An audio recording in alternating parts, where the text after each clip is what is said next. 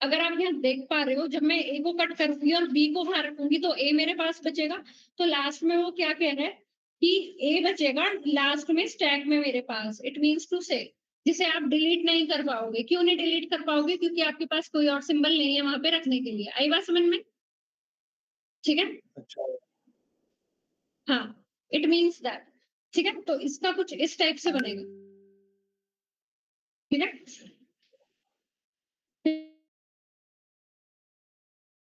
ठीक है।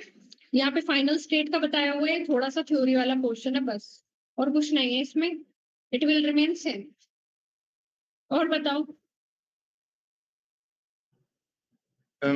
उसका क्वेश्चन था मैं भेजा था, वो एक बता दो। कौन सा क्वेश्चन? हाँ, सर ने मेरे को एक भेजा तो था। एक मिनट उसमें यार। मिड टर्म में ही आया था वो क्वेश्चन।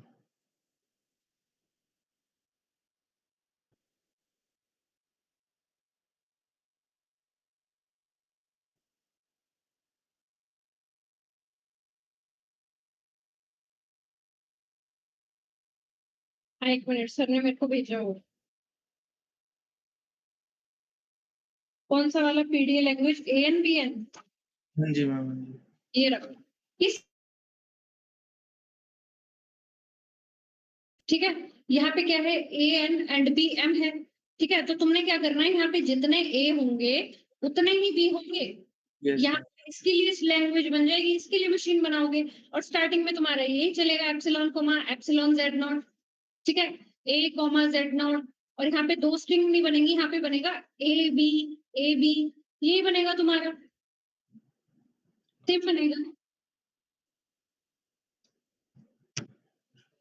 अब इसका ये जो लास्ट वाला फिर से बताना, जो Q1 से Q2 जा रहा है एप्सिलॉन में। क्या कह रहे हो? Q1 से Q2 जो जा रहा है वो बताना एक बार फिर से। क्यों से क्यों? तो बेटा देखो, आपके पास ए है स्टैक में। ठीक है, ए है, you have a in the stack. ठीक है, ए इन द स्टैक।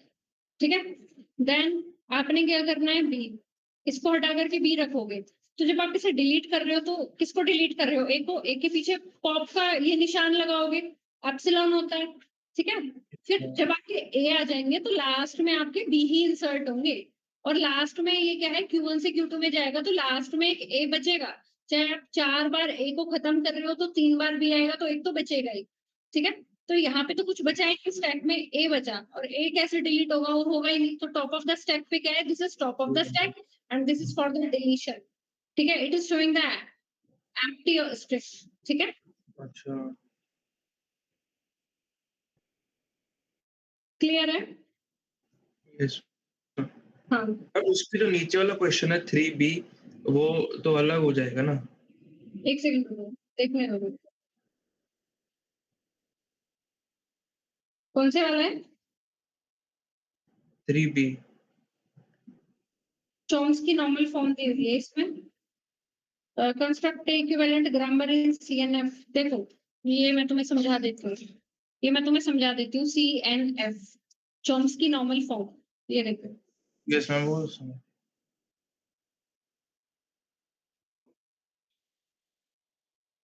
ये रहा। चॉम्स्की नॉर्मल फॉर्म बनाने के लिए हमें ये 3-4 चीजें ध्यान में रखनी पड़ती हैं भाई। ठीक है, सबसे पहले स्टार्टिंग का सिंबल हमारा क्या जनरेट कर रहा हो?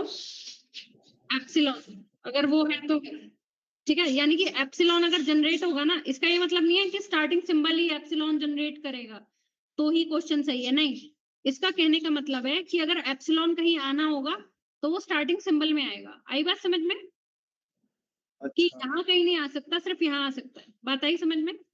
फिर एक नॉन टर्मिनल, दो नॉन टर्मिनल्स को जनरेट कर रहा होगा, और एक नॉन टर्मिनल एक टर्मिनल को जनरेट कर रहा होगा।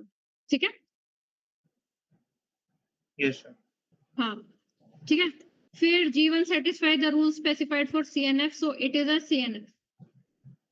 हम बट एप्सिलॉन तो नहीं कर रहा ना स्टार्ट सिंबल। बेटा मैं क्या कह रही हूँ आप समझे नहीं? मैं ये कह रही हूँ अगर एप्सिलॉन कहीं आना होगा ना तो यहाँ नहीं आएगा, एप्सिलॉन आपका यहाँ आएगा। अगर आना होगा तो, ठीक है। अगर आप एक अच्छा तरीके से देखो इस रूल को, तो इसमें वो क्या बोल रहा है कि एक नॉन टर्मिनल को जनरेट कर रहा है, तो क्या है यहाँ पे स्टार्टिंग सिंबल एक नॉन टर्मिनल है? यस, है ना? ठीक है? तो मैं कह रही हूँ अगर एप्सिलॉन यहाँ कहीं नहीं आ सकता, अगर आना होगा तो यहाँ आ जाएगा। मेरा कहने का ये मतलब है। अच्छा तो नेसेसरी नहीं है कि हमेशा आए। हाँ, that is not compulsory. Okay? ठीक है। आई बात समझ में? कि यस। यहाँ कहीं दिख गया तो भई वो सीएनएफ में नहीं है। आपको उसे अगर करना है तो यहाँ स्टार्टिंग सिंबल ही जनरेट कर सकता है, कोई और नहीं कर सकता। ठीक है? तो सबसे पहले आपको स्टार्टिंग सिंबल को हटा करके एक नई स्टेट बनानी होगी सो दैट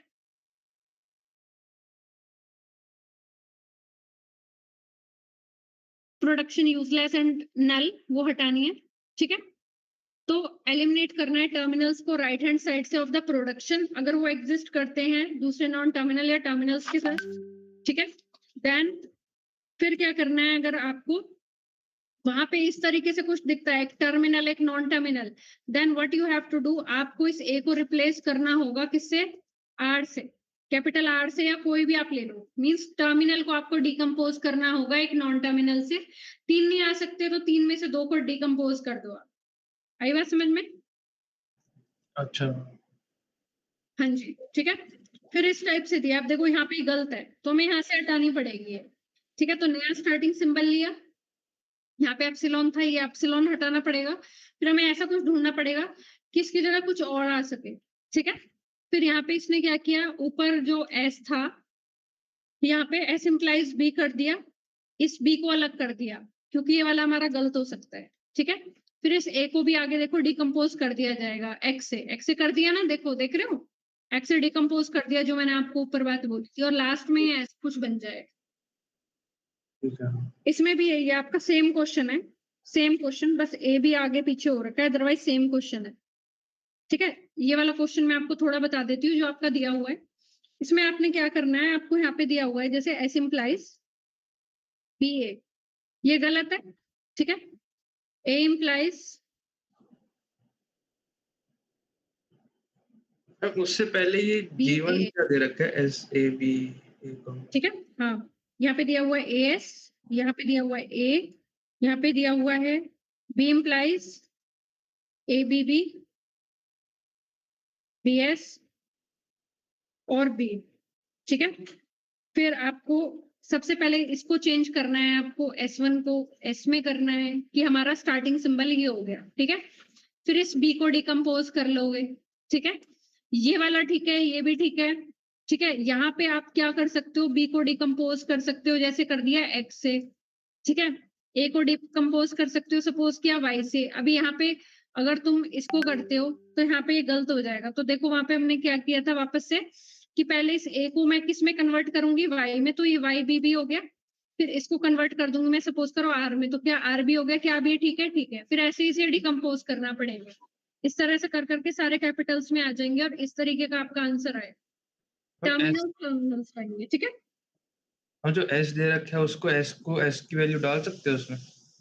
हाँ उसमें आप डाल सकते हो रिप्लेस कर सकते हो उसे अच्छा। और हम उससे पहले जैसे ये क्वेश्चन में ही दे रखे हैं G1 इक्वल्स एस कॉमा ए कॉमा बी वो ऐसे ही है ना बस के जो कौन नॉन टर्मिनल और कौन टर्मिनल है। क्या कह रहे हो जो G1 इक्वल्स एस कॉमा ए कॉमा बी लिखा है वो नॉन टर्मिनल और टर्मिनल का ही बता रहा है ना।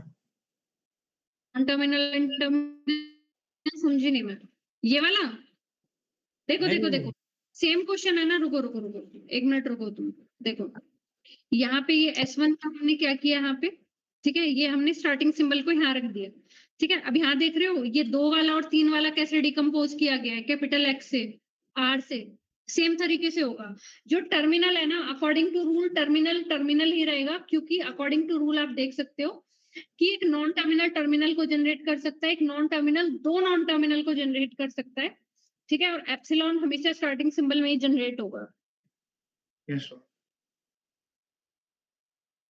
जो मैं तो अपने क्वेश्चन में कह रहा था जो मैंने भेजा है क्वेश्चन हाँ हाँ उसमें जैसे जो अभी हमने क्वेश्चन किया है वो G1 इक्वल्स एस कॉमा ए कॉमा बी जीवन जहाँ बेटा लिखा है। जीवन कहाँ दिया हुआ है इसमें कौन सा वाला क्वेश्चन कह रहे हो आप थर्ड का बी की तो बात कर रहे हो आप यस यस मैम। ठीक है थर्ड के बी का ही तो बात कर रहे हो रुक जाओ हम्म, उसमें बस ऐसी नॉर्मल वही बता रहा है ना कि ये अच्छा non term. Construct equivalent grammar ji in CNF for the grammar G1 where G1 equals to G हाँ तो जी क्या होगी तुम्हारी? जी न्यू ग्रामर होगी, ये ओल्ड ग्रामर है, ये जीवन दी हुई है, जो नई इस यहाँ से डिकम्पोज करके आएगी that will be G. Ma'am जीवन जो ब्रैकेट में मतलब सबसे आपको ये जो ग्रामर दी हुई है ना, this is not in Chomsky normal form. जो आप चॉम्स्की नॉर्मल फॉर्म में बनाओगे उसे आप कैपिटल जी से डिनोट